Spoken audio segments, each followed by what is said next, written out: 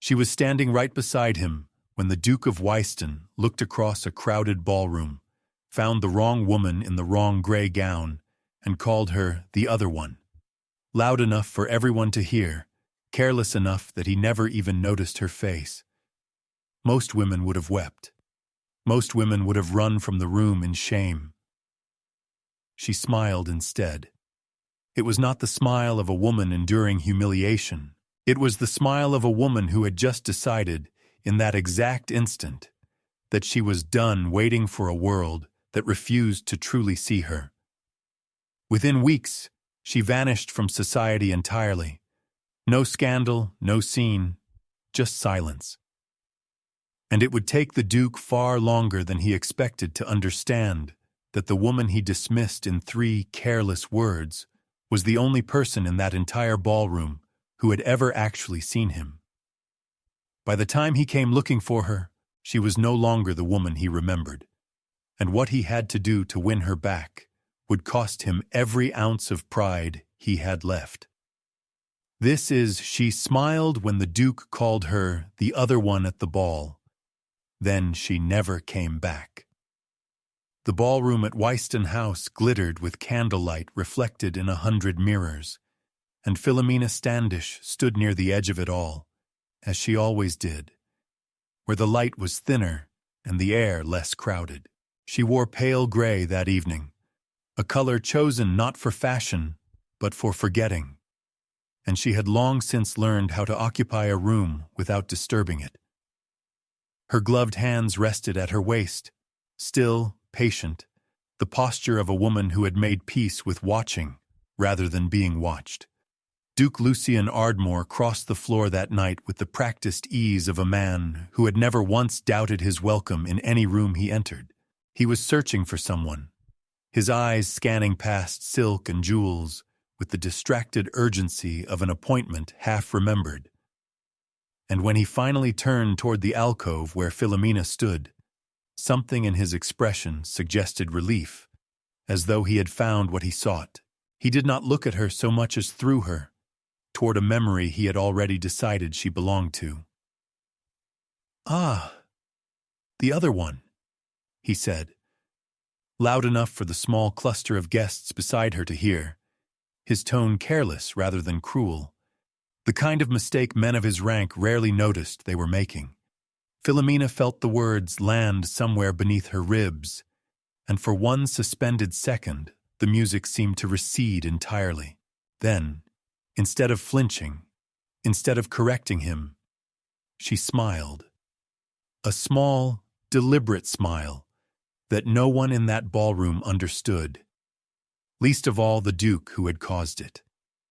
If you have ever been the one overlooked in a room full of people who never bothered to truly look at you, you already know exactly how she felt in that moment. Stay with this story until the end, because what she does next will surprise you. Philomena had arrived in society 3 seasons ago, sponsored by a distant cousin, and welcomed with the polite indifference reserved for women without fortune or family name worth repeating. She was invited to balls because excluding her outright would have been unkind, and included in conversations only when no one of greater consequence required attention. It was not cruelty exactly. It was simply the quiet arithmetic of a world that measured worth in dowries and titles, and she had none to offer. She had grown skilled at reading rooms the way other women read invitations, knowing precisely when her presence was tolerated and when it had become, briefly, unwelcome. Mrs. Dawkin, Quintrell, a widow of modest means who had taken her in as something between a companion and a friend, often remarked that Philomena moved through ballrooms like a woman crossing a frozen pond, aware of every place the ice might give way beneath her. It was not timidity. It was vigilance born of necessity. What no one in that glittering room had ever paused to consider was that Philomena watched everything, remembered everything, and understood the currents of Wystan House society with a clarity none of its wealthier occupants possessed. She had simply never been asked what she thought. Being overlooked, she had discovered, came with one unexpected privilege. No one ever bothered to lie to a woman they had already decided was beneath noticing. Lucian Ardmore had inherited his title at 26, along with a mountain of obligations and a mother who reminded him weekly that affection was a luxury his position could not afford. He had been raised to evaluate rooms the way his estate manager evaluated ledgers, efficiently, decisively, without sentiment clouding the calculation. Marriage, when it came, would be a transaction conducted with the same care he gave to land negotiations, nothing more. He was not unkind. He simply moved through the world with the unexamined confidence of a man who had rarely been corrected, and that confidence had calcified, over the years, into something resembling carelessness. He remembered titles before he remembered faces, dowries before personalities, and he had long ago stopped noticing the women's society arranged at the margins of every gathering, the ones present but not pursued. That evening, his mind was occupied entirely by Lady Octavia Brent, a woman of considerable fortune, whom his mother had all but commanded him to court, and he had crossed the ballroom intending to find her exactly where he expected. Near the east alcove, in pale gray, as someone had mentioned to him in passing. He had not bothered to confirm the details. He rarely did. The mistake, when it came, would not feel like a mistake to him at all. Not yet. The truth of that evening was simple enough, almost forgettable in its smallness. Lady Octavia Brent had also chosen pale gray that night, and she too had been standing near the east alcove only minutes before slipping away to greet her aunt across the room. Lucien, distracted and certain of his information, had mistaken one gray gown for another, one quiet woman for the heiress he sought, and spoken before he had properly looked. It was the sort of error any distracted man might make, and under different circumstances it might have dissolved into nothing more than an awkward correction and a polite laugh. But Lucian did not pause to verify his assumption. He simply spoke the words, "the other one," as a man names an object he has already decided does not require close examination, and walked on toward Octavia the moment he realized his error, never once looking back to see what his carelessness had cost. He could not have known, because he had never asked, never truly looked, that the phrase carried weight far beyond its careless delivery. To him, it was a 30-second misunderstanding. To Philomena, standing in the wreckage of his indifference, it was something else entirely. The precise, practiced language of every room that had ever decided she was secondary before learning a single thing about her. What the Duke could not see, what no one in that ballroom could see, was that Philomena's smile had nothing to do with grace under insult. It was the smile of recognition, the bitter, familiar click of a pattern completing itself once more. She had heard variations of those words her entire life. The afterthought, the substitute, the one mentioned only once the preferred option had already been named. Her own mother had called her that once, years before, in a moment Philomena had never spoken of to anyone, not even Mrs. Quintrell. A sister favored, a suitor redirected, a name spoken second in every introduction that mattered. Philomena had built her composure brick by brick over that early wound, and she had believed, foolishly perhaps, that she had outgrown the sting of it. But there was something else beneath the smile that night. Something the Duke would not understand until it was far too late to matter. A quiet, dawning certainty that she did not need to correct him, did not need to explain herself, did not need to wait for a man who could not be bothered to look properly before speaking. The smile was not surrender. It was the first small motion of a decision already taking shape. But that smile carried a second meaning no one in the room would understand until months later, and by then, she would already be gone. The whispers began before the Duke had even reached Lady Octavia. A comment here, a raised eyebrow there. The particular cruelty of a society that delighted in small humiliations, as long as they happened to someone else. Some found it amusing. The Duke's careless error. The quiet woman's strange, unreadable smile. Others assumed she was simply too unimportant to be wounded by anything at all. Philomena said nothing to correct the story as it spread through the room in fragments, each retelling slightly more distorted than the last. She had learned long ago that explanations rarely traveled as far as the original insult, and that dignity, once surrendered to public defense, was difficult to fully reclaim. Better, she had decided, to let the moment pass through her rather than around her, leaving no mark for others to examine. Mrs. Quintrell found her near the refreshment table some 20 minutes later, her expression carefully composed, and asked only one quiet question. "Are you quite well?" Philomena's answer surprised them both. "I believe," she said slowly, "I am better than I have been in 3 seasons."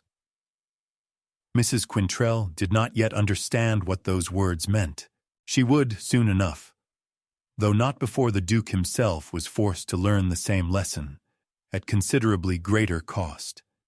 By the following morning, the story of the ballroom had already traveled well beyond the walls of Wystan House, carried from drawing room to drawing room with the peculiar efficiency that only scandal seemed to possess. Servants whispered it to other servants, and those servants carried it home to households eager for anything resembling drama, until the tale of the Duke and the other one had grown several sizes larger than the 30 seconds of carelessness that had produced it.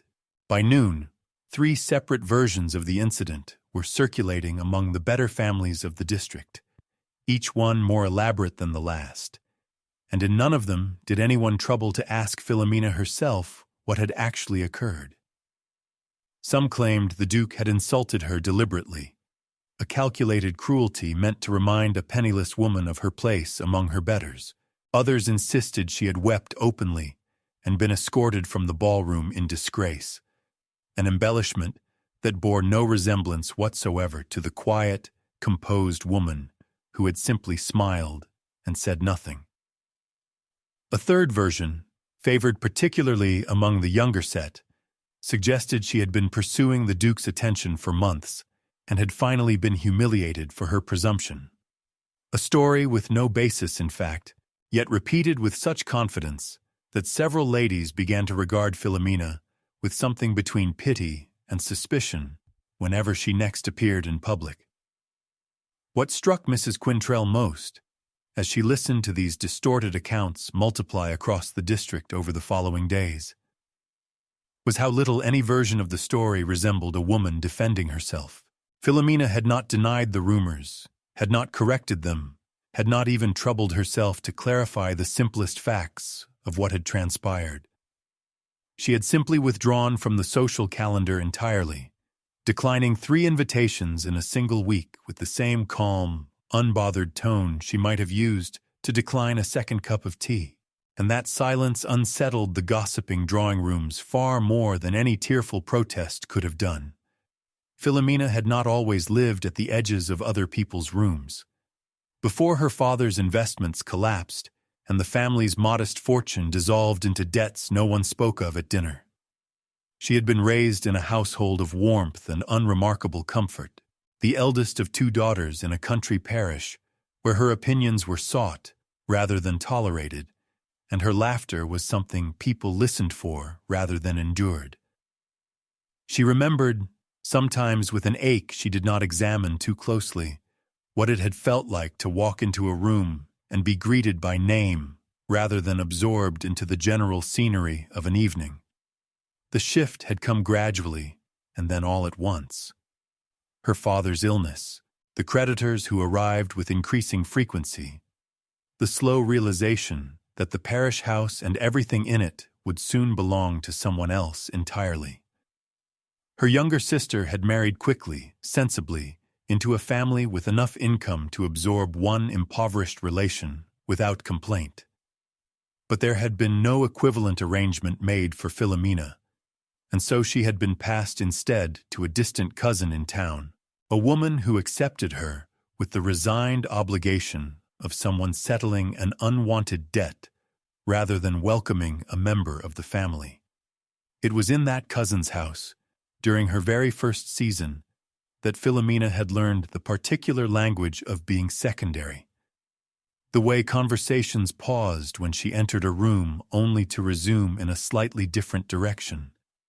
The way she was seated at dinners according to an arithmetic of importance she had no part in determining. The way her name was so rarely the first one anyone thought to use. She had arrived in society as a woman accustomed to being seen, and 3 seasons of careful, deliberate erasure had taught her, slowly and thoroughly, how to disappear without ever actually leaving the room. Lucian did not think of the incident again that evening, nor for several days afterward, his attention consumed entirely by the practical business of courting Lady Octavia Brent with the methodical patience he applied to every significant decision in his life. It was only at a dinner party nearly a week later, when an older relation mentioned the ballroom episode in passing, laughing, assuming he would laugh along with her, that Lucian felt the first flicker of unease settle uncomfortably in his chest. "The other one?" the relation repeated, clearly delighted by the phrase, though I understand the poor creature took it rather well, all things considered. Smiled straight through it, they say.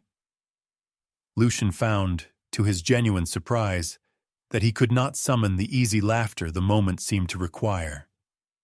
Instead, he found himself trying to recall the woman's face, and discovering, with a discomfort he did not yet have language for, that he could not picture her at all, could not remember a single feature beyond the pale gray of her gown and the vague impression of stillness beside the alcove wall.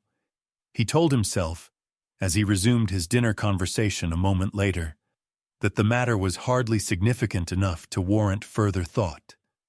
A minor social slip, quickly forgotten by everyone except those with nothing better to occupy their gossip. And yet, the unease did not entirely leave him that evening, returning instead in small, inconvenient intervals over the following days, an itch at the edge of his conscience that he could not quite explain. Being a man unaccustomed to introspection, did not particularly wish to examine. Their paths crossed again at a musical evening hosted by a mutual acquaintance, an occasion neither had particularly wished to attend, and Lucian found himself, almost against his own intention, crossing the room toward where Philomena sat near the back of the gathering, somewhat apart from the main cluster of chairs. "I believe," he said, with the stiff formality of a man attempting an apology he had not fully prepared, "I owe you an explanation for the ballroom. I mistook you for someone else. It was thoughtless of me." Philomena regarded him for a long moment before answering, her expression unreadable in the candlelight. "You owe me nothing, Your Grace," she said evenly. "You said precisely what you believed to be true in that instant, and I have long since stopped expecting strangers to look closely enough to recognize me. The error was honest. It is simply that honesty sometimes reveals more than a man intends." She did not raise her voice, did not allow even a trace of bitterness to color the words, and yet Lucian felt, for reasons he could not articulate, that he had just been told something far larger than the sentence contained. He opened his mouth to respond, to ask perhaps what exactly she meant, or to offer some further apology. But the musicians began their first piece at that moment, and the conversation dissolved into the polite silence required of an audience. By the time the performance ended, Philomena had already excused herself to assist Mrs. Quintrell with her shawl, and the opportunity, whatever it might have become, had quietly closed. Lucian would spend the carriage ride home turning her words over and over, understanding less of them with each repetition, while Philomena, 2 streets away, had already begun composing the letter that would end her 3 seasons in that society entirely. Philomena wrote the letter to her aunt in Bath that same night, by candlelight, with a steadiness of hand that surprised even her. Her aunt, a widow of independent means and even more independent opinions, had extended the same invitation every season for 3 years running. Come live with me. Make yourself useful in ways that matter. Stop waiting in other people's drawing rooms for a life that will not arrive there. And Philomena had always declined, gently, citing obligations to Mrs. Quintrell and a vague, unexamined hope that something might yet change in town. That hope, she realized as she sealed the letter, had finally and completely exhausted itself. Not because of the Duke's careless words at the ball, though those words had certainly clarified something she had been reluctant to admit, but because of the conversation at the musical evening, the moment she had told him the plain truth and watched him fail entirely to understand it. She did not require his comprehension. She understood now with unusual clarity, a life built somewhere other than the margins of rooms that had decided, long before she entered them, exactly how much space she deserved to occupy. She told Mrs. Quintrell the following morning over breakfast, expecting resistance, and receiving instead a long, searching look followed by a single nod. "I wondered how long it would take you," Mrs. Quintrell said quietly, reaching across the table to press Philomena's hand. "You have been leaving this town in your mind for over a year, my dear. I am only glad your feet have finally agreed to follow."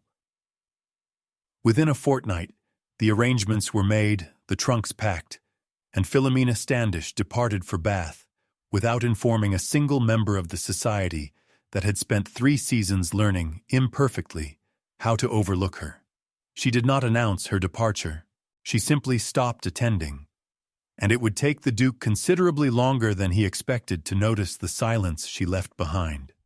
It was nearly a month before Lucian registered that Philomena Standish had vanished entirely from the social calendar of the district, and he noticed only because her absence created a peculiar gap at an event where, for reasons he could not entirely explain to himself, he had found himself glancing toward the alcove where she habitually stood. The space was occupied that evening by no one in particular, and the emptiness of it bothered him in a manner wholly disproportionate to its apparent insignificance. He inquired, carefully and with feigned casualness, among acquaintances who might know her whereabouts, and received only vague, indifferent answers. "Gone to relations, I believe," or "I had not noticed she was absent at all." Answers that told him plainly how little attention society had ever paid to a woman it had spent 3 seasons failing to truly see. The indifference of those responses unsettled him more than any direct gossip might have, because it confirmed something he had begun, reluctantly, to suspect, that Philomena Standish had occupied a place in that world so quiet, so carefully unobtrusive, that her absence registered as nothing more than a minor adjustment in seating arrangements. Lucian found himself, against every instinct of self-preservation his mother had cultivated in him, seeking out Mrs. Quintrell at the very next gathering where she appeared, and asking, with more directness than propriety strictly allowed, where Miss Standish had gone. Mrs. Quintrell studied him for a long moment, as though weighing how much truth the question deserved, before answering simply, "Bath, Your Grace. She has gone to live with her aunt. I do not believe she intends to return." The words landed with far greater weight than Lucian expected, settling into his chest with the particular discomfort of a man beginning, far too late, to understand exactly what he had lost the night he failed to look properly before he spoke. The days following Mrs. Quintrell's revelation proved unexpectedly and persistently difficult for Lucian. who found himself distracted during estate meetings he would once have conducted with total focus, and inattentive during his mother's increasingly pointed remarks about Lady Octavia Brent's continued and convenient availability. He could not explain, even to himself in the privacy of his own study, why the departure of a woman he had spoken to perhaps twice in his entire life had settled itself so persistently into his thoughts, returning at odd and inconvenient hours with an insistence he found both irritating and entirely impossible to dismiss through any of his usual methods. He was a man who solved problems through direct, decisive action, through ledgers balanced, agreements negotiated, decisions executed cleanly and without sentiment. And the vague, formless unease that Philomena's absence had created in him resisted every approach he knew for resolving it, leaving him irritable in a manner his household staff had begun to notice and quietly avoid. He began, almost without admitting his own purpose even to himself, to ask quiet, carefully casual questions of the people who might have known her best during her 3 seasons in town. A conversation with his aunt, who had attended several of the same gatherings over the years, yielded little beyond a vague recollection of the quiet Standish girl, very composed, rather overlooked, I always thought, though I could never say precisely why. A more pointed inquiry to Mrs. Quintrell, conducted under the thin and barely convincing pretense of returning a borrowed book he had never actually intended to read, produced slightly more substance. Confirmation that Philomena's family had once held a respectable and even comfortable position in a country parish before financial ruin had scattered them across other households, and that she had arrived in town 3 seasons ago, with almost nothing beyond her own quiet composure, to recommend her to a society that valued little else. It was this last detail that lodged itself most deeply and most uncomfortably in Lucian's mind in the days that followed. The clear suggestion that the woman he had dismissed so thoroughly in a single careless phrase had once occupied a life entirely different from the marginal, watchful existence he had witnessed at every gathering since. A life with its own warmth, its own particular losses, its own slow and painful education, in the cruelty of being made gradually invisible by people who should have known better.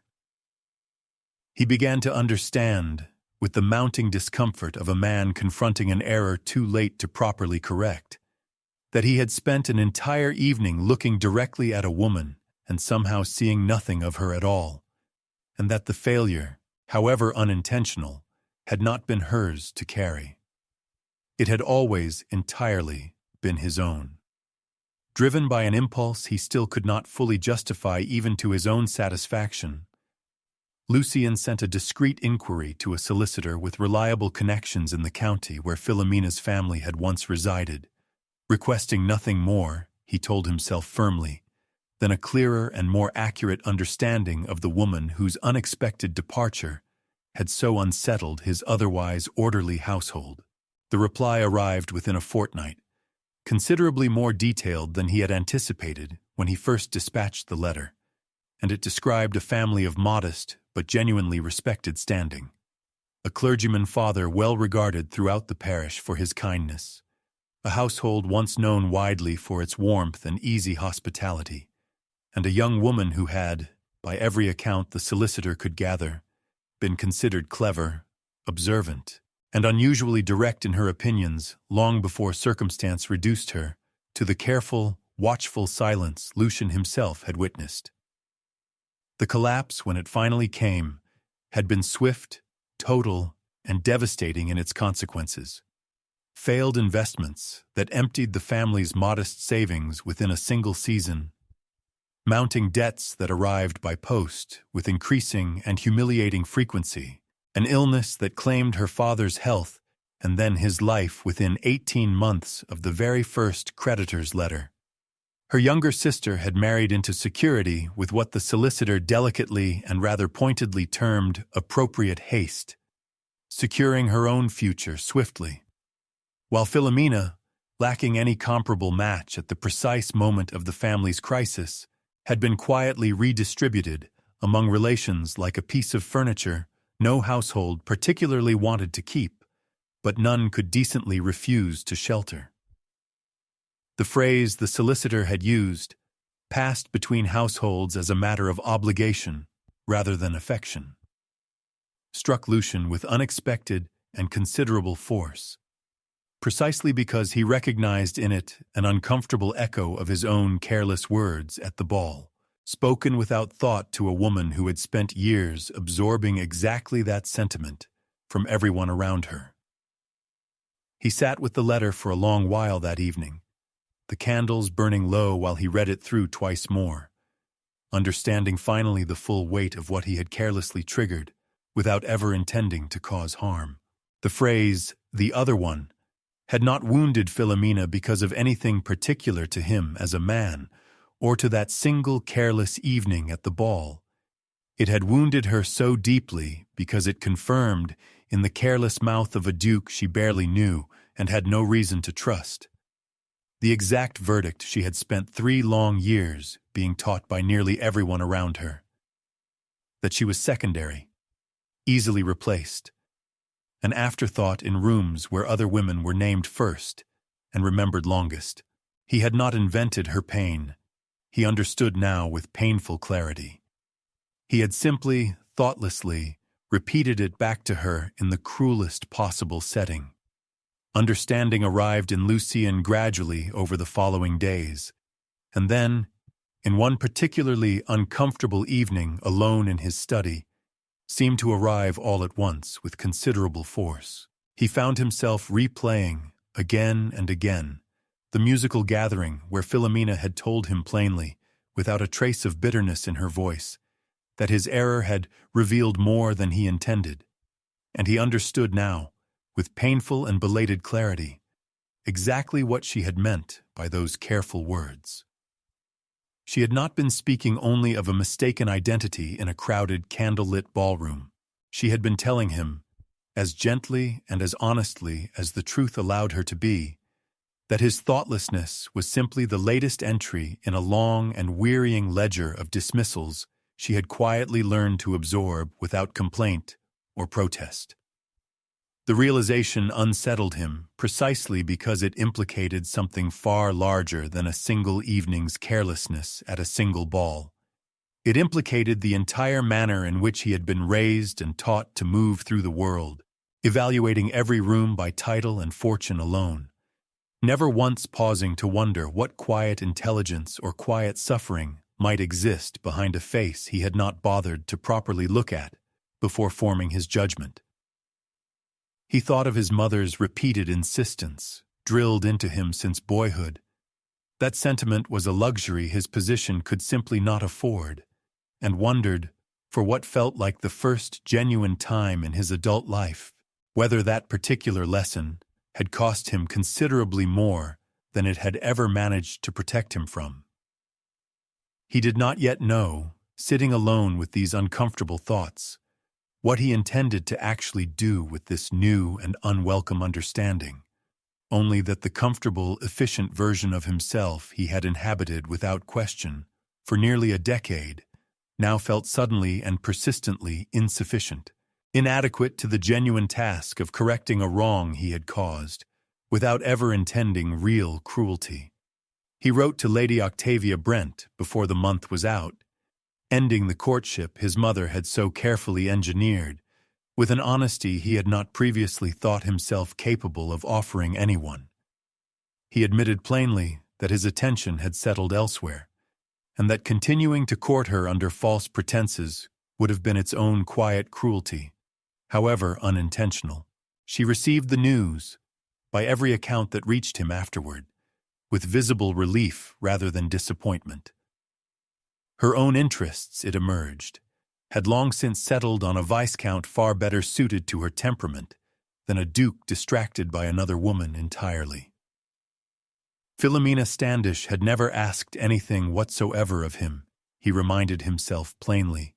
Once the letter to Octavia had been sent, she had simply, finally, stopped waiting for a world that had consistently and repeatedly failed to see her clearly. And Lucien, for reasons he was only now beginning to fully understand, found that he could not stop thinking about the particular, quiet dignity of that unannounced departure. He believed that evening that understanding his mistake was the hardest part of what lay ahead of him. He had no notion yet of how much further the reckoning would carry him before it was finished. Bath had given Philomena something town society had never once offered her in 3 full seasons: genuine room to exist without constant calculation. Her aunt's household ran on warmth rather than rigid hierarchy, and within the span of only a few months, Philomena had become an indispensable presence within it. Managing correspondence with quiet efficiency, organizing a small charitable society for displaced clergy families left in circumstances similar to her own, and discovering, to her own considerable and quiet astonishment, that her opinions were not merely tolerated at the edges of conversation, but actively sought out by the wider circle of women her aunt had carefully gathered around herself over many years of independent living. She had arrived in Bath uncertain of her own worth after 3 seasons of careful diminishment, and found herself, gradually and deliberately, reconstructing that worth from the inside, one steady brick at a time. The transformation that followed was not loud or dramatic in any visible way. She did not become an entirely different woman, so much as she became, finally and completely, the woman that circumstance had once interrupted, partway through her own becoming.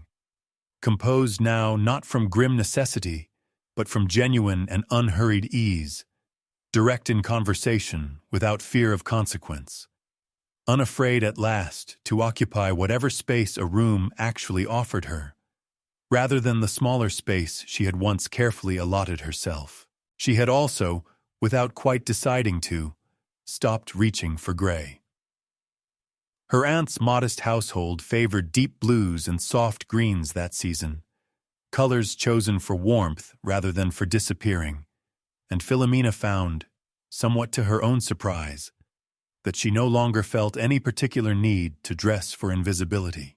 Her aunt remarked once, with evident and considerable satisfaction, that Philomena's laughter had fully returned sometime during her 2nd month in Bath, though neither woman could pinpoint the exact occasion or conversation that had first called it back from wherever it had been hiding. It had simply arrived on its own, the way warmth eventually returns to a long-shuttered room once someone finally opens the window. She had also, during that same gentle stretch of time, received and politely but firmly declined 2 entirely respectable proposals of marriage, each one offered by a steady, unremarkable gentleman who clearly admired her composure without particularly understanding where it had come from or what it had cost her, and each quiet rejection had surprised her aunt rather less than it had visibly surprised the gentlemen themselves. "I am not interested in being chosen merely because I happen to be convenient to someone's plans," Philomena had explained simply to her aunt one evening. And her aunt had nodded slowly, as though this answer required no further elaboration or discussion whatsoever. She was, for the first time in many difficult years, a woman finally afforded the luxury of waiting patiently for something she genuinely wanted, rather than accepting gratefully whatever happened to be offered to her. Lucian's arrival in Bath some months later was not, by his own careful and repeated insistence to his increasingly skeptical mother, anything whatsoever resembling a romantic pursuit. Merely, he claimed with more conviction than he actually felt, a straightforward matter of business with a banking acquaintance who happened, quite coincidentally, to reside in the city. His mother's prolonged and pointed silence on the entire subject suggested rather plainly that she believed this particular explanation considerably less than even he believed it himself. He spent his first 3 days in Bath, conducting genuine business with genuine and thorough attention, determined to give his cover story at least the appearance of truth, and his evenings less genuinely and with rather less subtlety than he imagined. finding plausible reasons to attend precisely the sort of modest gatherings where a respectable clergyman's niece might conceivably appear. He found her, eventually, at a charity assembly organized specifically to benefit displaced clergy families. An event Philomena had personally helped arrange and now moved through with a natural ease that struck him immediately and forcefully as entirely unfamiliar. Though he could not at first properly identify why the sight affected him so strongly. She was speaking animatedly with 3 other women nearby, gesturing slightly as she made some point that produced genuine, unrestrained laughter from her companions, and Lucien realized, watching quietly from across the crowded room, that he had never once seen her laugh freely in all their previous brief encounters together. He had not even been entirely certain, he admitted to himself in that moment, that he had ever truly wondered what such laughter from her might actually look like. She noticed him a moment later, and something crossed her expression that was not quite surprise. More the calm, measured acknowledgement of an expected, if not particularly welcome development in her otherwise pleasant evening. She did not approach him eagerly, did not retreat from the room in discomfort, simply continued her conversation with her companions with the same unhurried composure she had carried consistently since the night of the ballroom months before. It was, Lucien understood with sudden and rather uncomfortable clarity, exactly the same quiet dignity she had shown him the night he had failed to see her at all. Except now, for the very first time since that careless evening, he was finally looking closely enough to properly recognize it for what it truly was. He had crossed half the country, certain that an apology, properly delivered, settled most things. Bath was about to teach him otherwise, one quiet, unhurried week at a time. He approached her once her companions had dispersed toward the refreshment table, crossing the room with none of the easy confidence that had once carried him through every drawing room in town, and Philomena turned to face him with an expression of polite, unhurried neutrality that gave away nothing of what she actually felt at finding him, unexpectedly, in her aunt's city. "Your Grace," she said, with the precise courtesy one might extend to any distant acquaintance encountered by chance. "I confess I did not anticipate Bath among your usual circuits. Business, I presume, rather than pleasure." There was no edge in the words, only a calm, careful distance that told him plainly she had not spent the intervening months waiting for this conversation. "I came to apologize properly," he said, abandoning whatever rehearsed opening he had composed and recomposed during the long carriage journey south. "What I said at the ball was thoughtless, and I have since taken the trouble to learn enough of your circumstances to understand precisely how thoughtless it truly was. I know now what that phrase echoed for you. Not a single careless evening, but years of being made to feel secondary in rooms that owed you better. I am sorry, Miss Standish. I should have looked at you properly before I ever allowed myself to speak." He found, as he said it, that the words felt smaller than he had hoped, inadequate against the weight of what he now understood he had done. Philomena regarded him for a long moment, weighing the sincerity of the apology against the considerable distance he had evidently traveled to deliver it, her expression giving little indication of which way her judgment might fall. "Your apology is accepted, Your Grace," she said finally, "though I confess I am uncertain what you believe it accomplishes, arriving as it does some months and several counties removed from the offense itself. I have built a life here that does not require your regret to feel complete, and I forgave the careless words themselves long ago. They were, after all, simply the truth as you understood it that evening, spoken without malice if also without thought. What concerns me rather more is whether you have learned anything beyond the manners of contrition, or whether this is merely a duke correcting an oversight in his ledger of good behavior, the way one might settle an unpaid account before it grows embarrassing. It was not unkind, exactly, but it was unmistakably a challenge, and Lucien understood, with something between alarm and grudging respect, that his apology alone would settle nothing whatsoever. Lucien remained in Bath considerably longer than his banking business could plausibly justify, a fact his mother's increasingly frequent and increasingly pointed letters made clear she had noticed and did not entirely approve of, though she stopped short of commanding his return. He did not press Philomena for her company in the weeks that followed their first conversation, did not attempt the easy charm that had served him reliably enough in town drawing rooms, understanding now with unfamiliar clarity that charm was precisely the currency she had spent 3 years learning to distrust completely.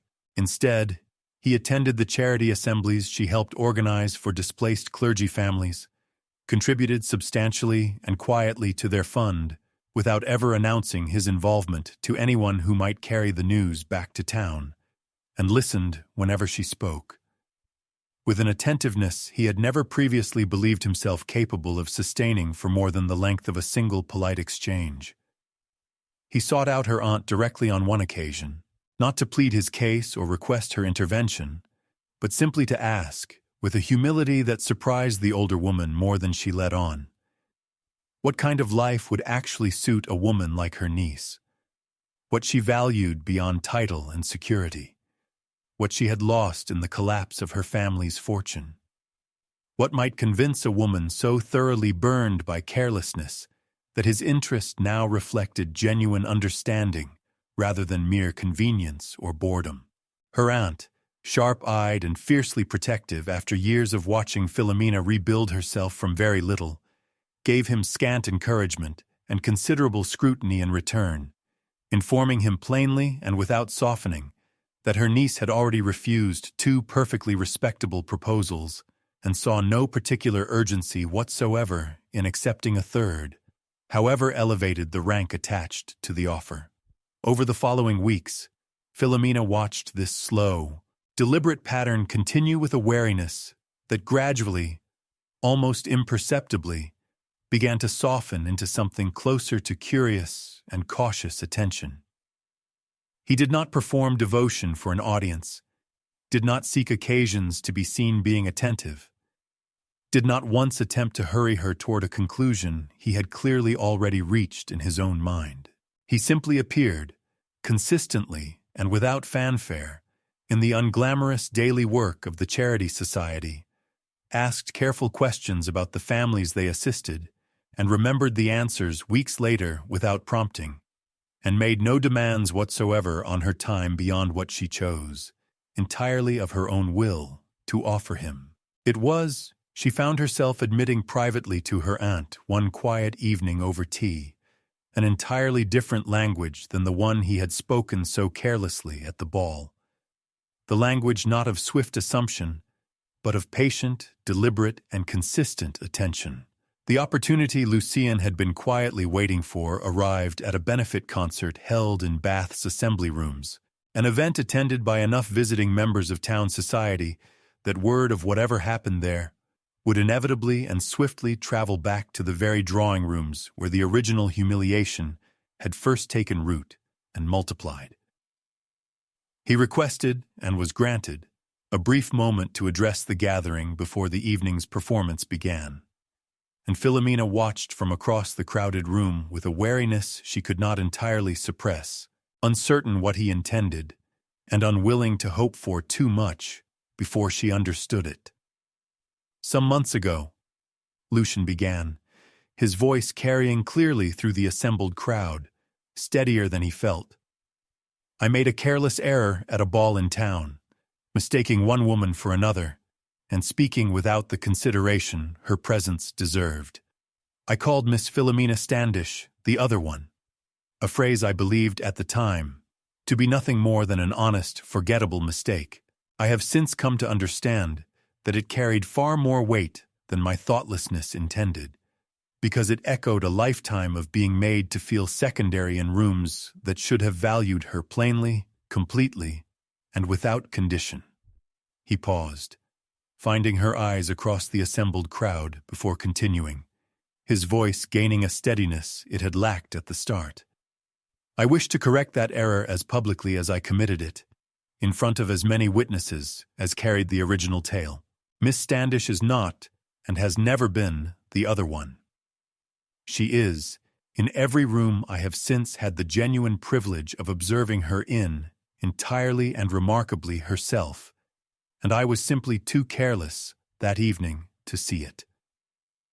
The room remained silent for a long moment, absorbing words that bore no resemblance whatsoever to the careless gossip that had once defined the incident, before a low murmur of genuine approval moved through the gathering like a tide finally turning.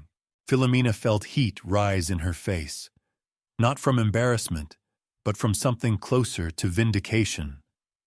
The particular and long-awaited satisfaction of watching a wrong publicly named and publicly undone by the very man whose carelessness had caused it in the first place.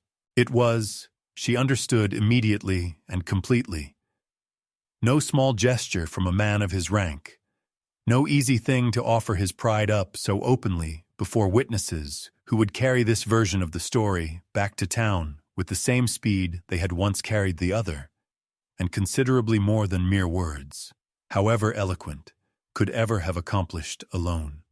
Philomena did not fall into his arms that evening, did not offer immediate forgiveness, simply because the gesture had been generous and publicly costly to a man of his considerable pride. She found him afterward instead, once the concert concluded and the crowd had dispersed into smaller, quieter conversations scattered throughout the assembly rooms, and spoke to him with the same careful honesty she had offered since their very first true exchange months earlier. "Titikadi, that was kindly done," she said, "and I do not doubt its sincerity, nor the cost it carried for a man accustomed to never explaining himself to anyone. But I have spent 3 years learning to build a life that does not depend on being rescued by anyone's good opinion, Your Grace, however publicly and however generously declared before witnesses. I will not surrender that hard-won independence simply because you have finally, belatedly, noticed me properly." Lucian accepted this without argument or visible disappointment, understanding by now, after weeks of careful observation, that anything resembling pressure or urgency would undo whatever modest ground he had so carefully and patiently gained.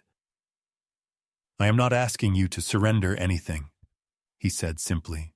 "I am asking only for the chance to continue exactly as I have these past weeks, present, attentive, asking nothing beyond what you choose, of your own will, to offer me in return. If that amounts, eventually, to nothing more than a quiet friendship between two people who once misunderstood each other badly, I will consider the months well spent regardless of where they lead." It was, Philomena recognized with something close to relief, precisely the right answer.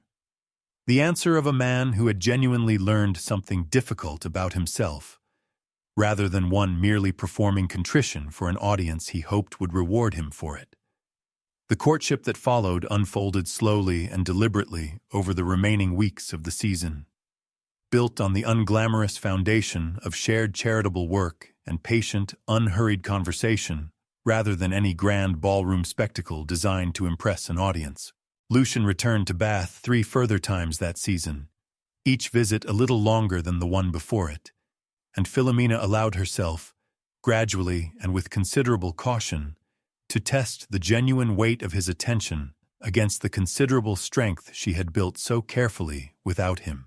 When she finally accepted his proposal, delivered quietly and without witnesses in her aunt's modest garden, rather than before any audience at all, it was not because she needed him to complete a life that already felt whole. It was because she had decided, of her own clear and unhurried will, that his steady presence in that life had become something she genuinely wanted to keep. Their wedding, held the following spring in the same small parish church, where Philomena had once been a clergyman's beloved daughter before circumstance scattered her family across other people's reluctant households, drew a small but genuine gathering rather than the grand spectacle society might otherwise have expected of a duke's marriage. Mrs. Quintrell attended, weeping openly through the entire ceremony, with unconcealed pride in the woman she had quietly championed for years, and Philomena's aunt stood at her side beforehand, fastening a single fold of pale gray lace to the inside of her sleeve, a deliberate, private choice. The only gray Philomena had allowed herself since Bath. It was not the gray of forgetting this time, not the color of a woman trying to disappear into a crowded room, but a quiet, intentional acknowledgement of the evening where, however painfully, everything had truly begun to change. Lucien, watching her approach down the modest aisle on her aunt's arm, found himself thinking not of the glittering ballroom where he had first failed to see her at all, but of the assembly rooms in Bath where he had finally, slowly learned to look at her properly, and of every small, patient week between those two distant moments that had taught him, gradually, the difference between merely noticing a woman's presence and truly seeing the whole of who she was. He had spent the better part of a decade believing that sentiment was a luxury his position and his upbringing could not afford. He understood now, watching Philomena Standish become, entirely by her own choice and no one else's command or convenience, his wife, that he had simply never before encountered anyone he considered worth the cost of feeling it. In the years that followed, society occasionally recalled the curious old story of the Duke, who had once carelessly called his future wife the other one at a crowded ball, and retold it now, season after season, not as gossip meant to wound, but as something closer to legend. Quiet proof, repeated fondly at dinner tables long afterward, that the women a careless world too often chose to overlook were so frequently the very ones it had failed, most completely and most foolishly, to ever truly understand. Philomena never needed the story retold to know her own worth, however.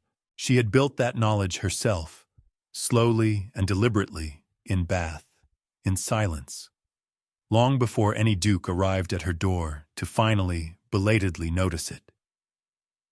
If you believe Philomena deserved every quiet victory in this story, tell us in the comments where you would have stopped forgiving him. We read every single one. If stories like this one, about the women society overlooks and the men who learn, too late, exactly what they lost, speak to you, there is always another one waiting here. Subscribe so you never miss the next one.